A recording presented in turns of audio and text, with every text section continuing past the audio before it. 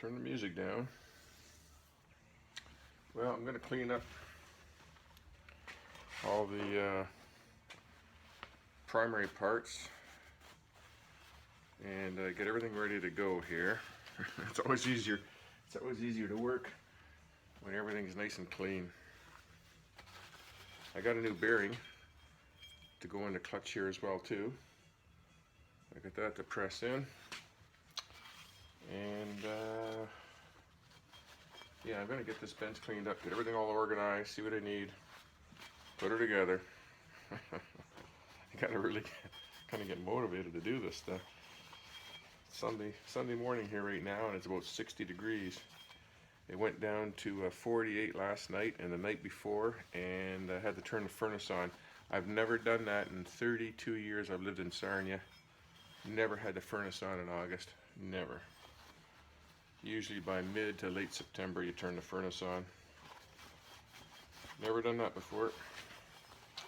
Okay, let me get cleaned up here and I'll get back to you. What are you doing, guard dog? Want to come in? Come in the garage? Come on.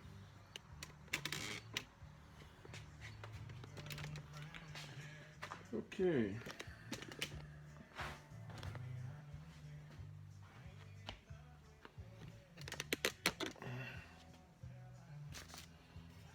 Got the clutch basket cleaned out. Want to really make sure you get all these grooves cleaned up.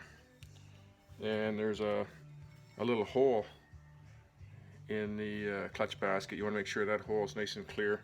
That helps the oil drain out, drain through it. Put a new bearing in. I'm just going to leave the grease in it for now. It'll work its way out. And I'm going to put the inner part of the clutch in there. The bearing's held in by a snap ring in here. And so is this once I get it in there.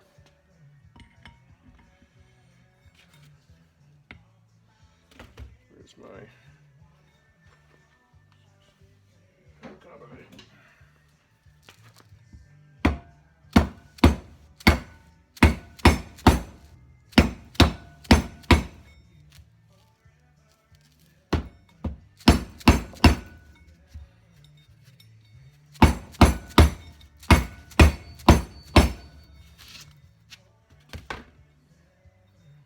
A little bit more. If I had a press, I'd press it in there. This isn't going to hurt nothing. Rubber hammer.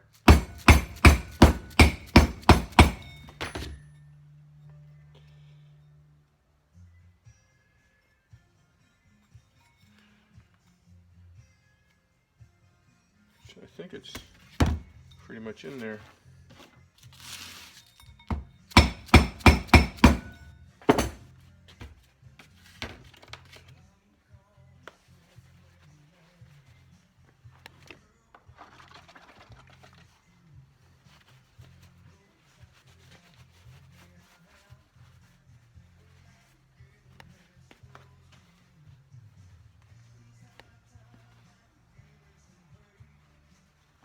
Can't find my snap ring pliers, my good ones. Can't even find my bad ones.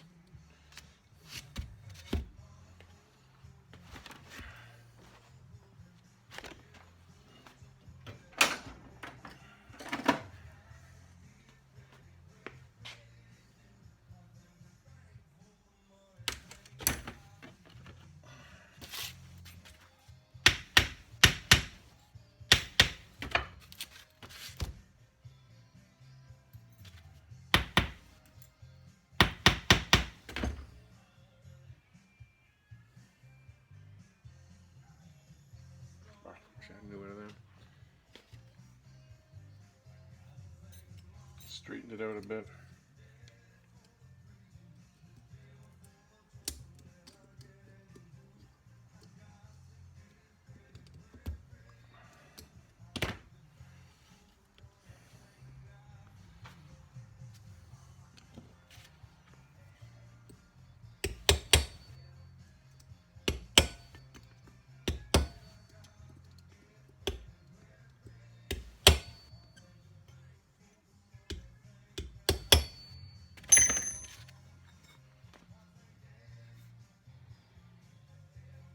Trying to make sure that's seated in there good.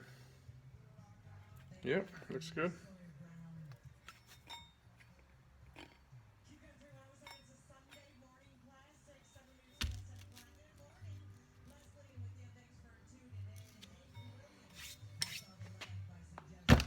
Okay, getting close here. As I remember taking this thing apart, this was the difficult part.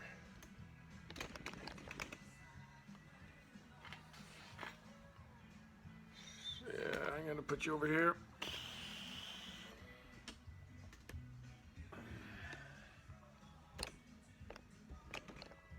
Better.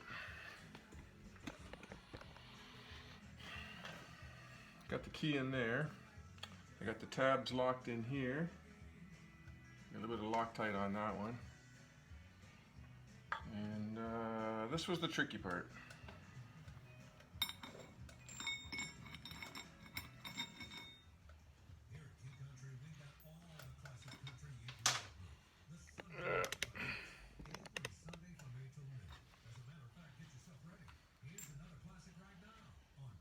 Okay.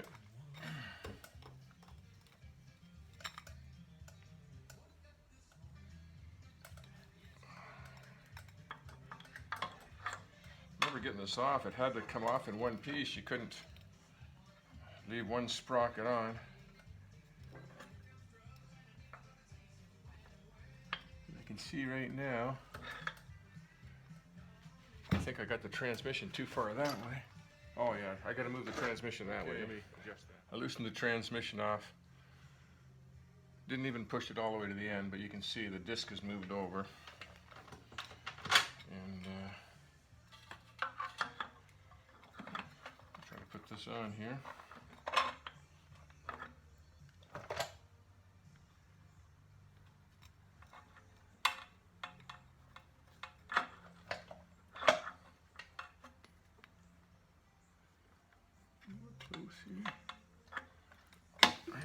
There. I think that's that.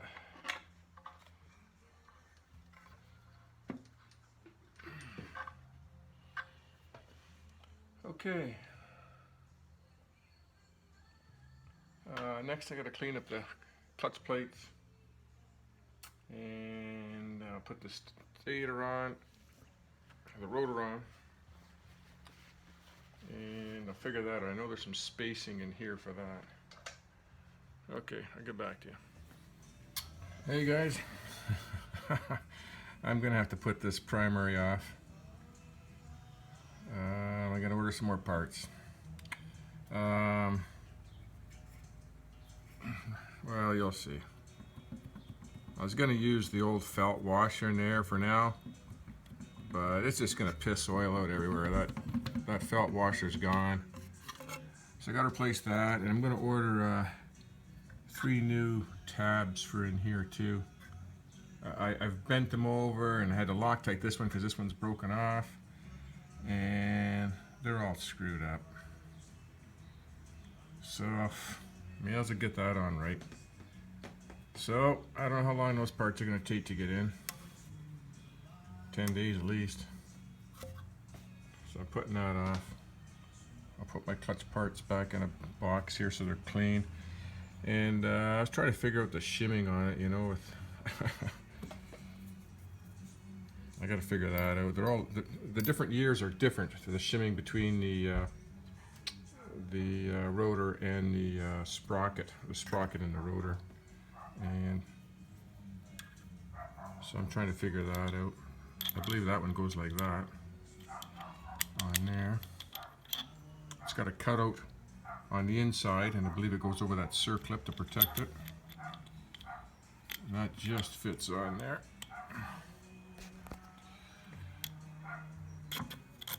Like that. Then the clutch, I believe.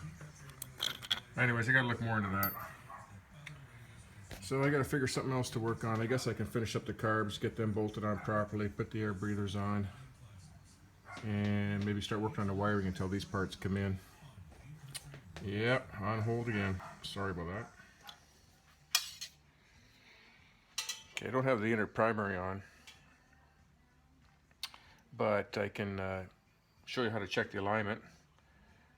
There's two things you gotta worry about for alignment, and the one is this chain. You don't want to see the chain out here and then the basket in here, so it's running on an angle. It'll wear out all the teeth in the chain. So they got to be dead straight. Like this has got to be dead straight one to the other, so we can check that.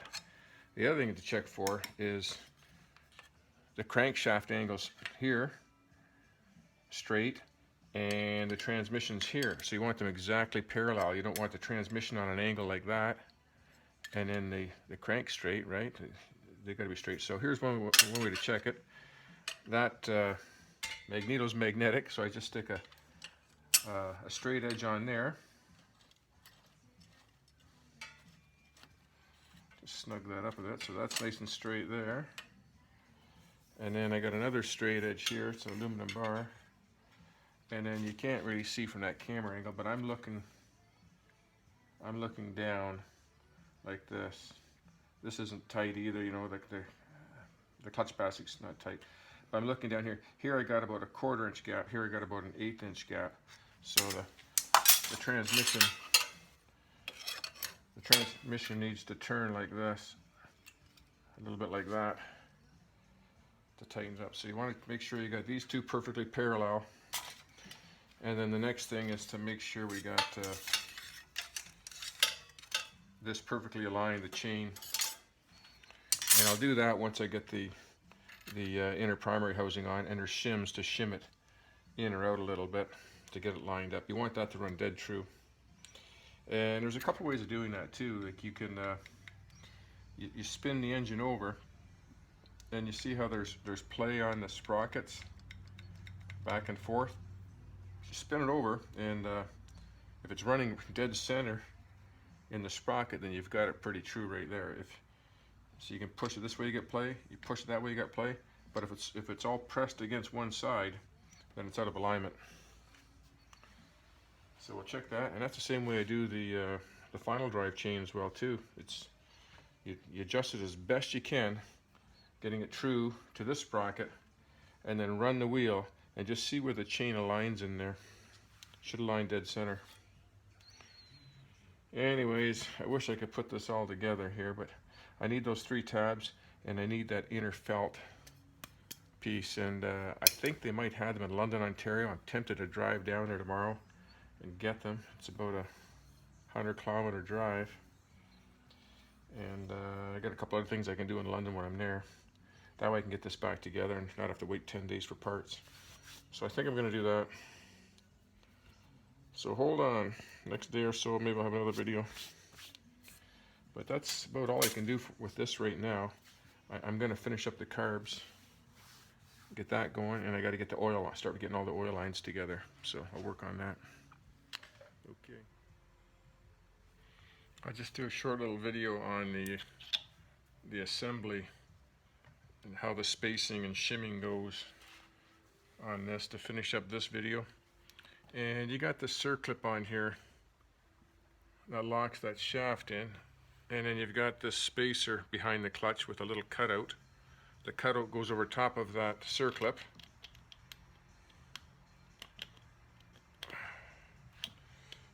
It's a snug fit, but that protects the circlip from popping off. And then, like I was saying before, you got to have the alignment in here, right? So they got shimming. You know, there's a shimming for the whoops, wrong one. For the main shaft, if you need it. I don't know, I'll put it on there for now. And okay, I'll put this side on here.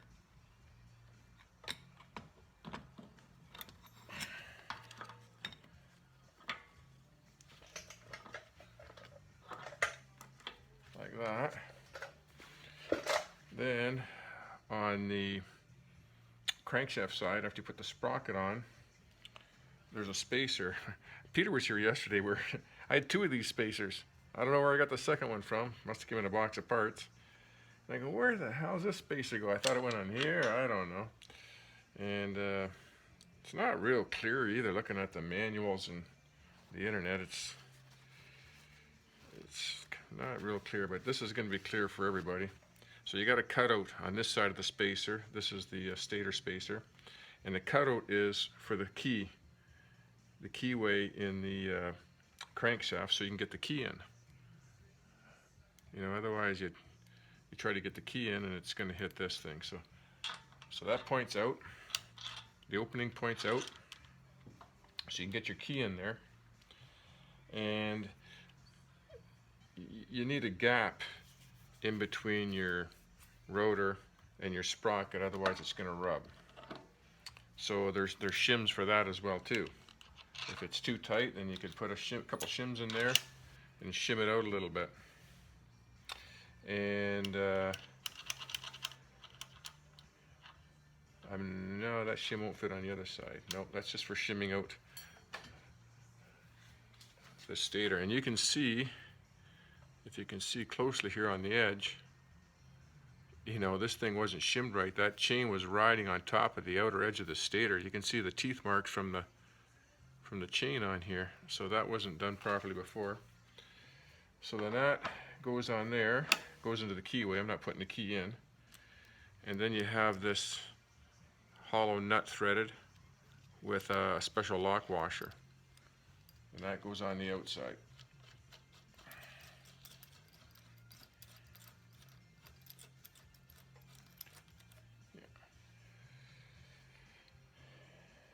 And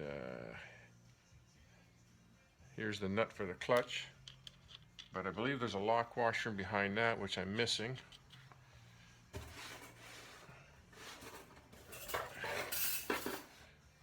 And then after your spring plate is in, then you have your adjuster nut here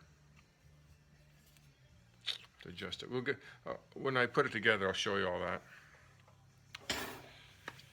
Okay, that's it for today.